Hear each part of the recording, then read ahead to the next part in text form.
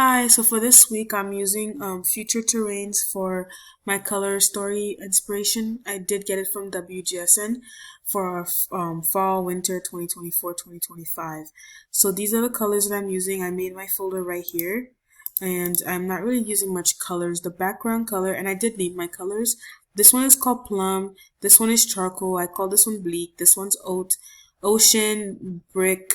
This one I believe is Chalk, Bone, ceruleum, I don't know how to pronounce that, and matcha, because it kind of reminded me. So I did name these colors, and I got them from this story right here. I made my stripes one at a time, and I grouped them, and I was able to just copy and paste it so I can repeat the pattern. Because I don't know how to quite repeat the brushes yet. So this one is just one group right here.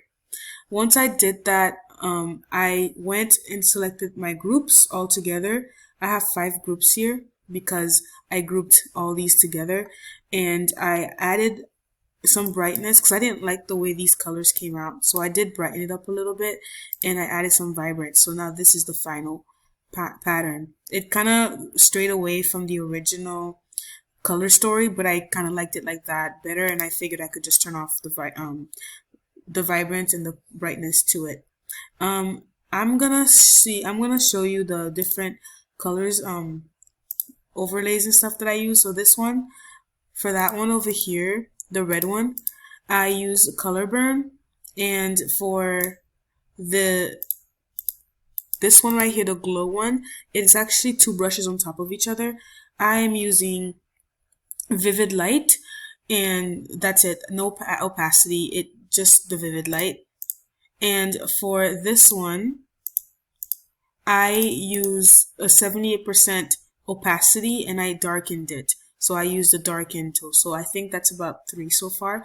And then this one, I left it at normal, and the opacity stayed normal. And for this group, that would be the same thing. So this is for the green one. I use Color Burn again for that one. I use Color Burn and left the opacity alone.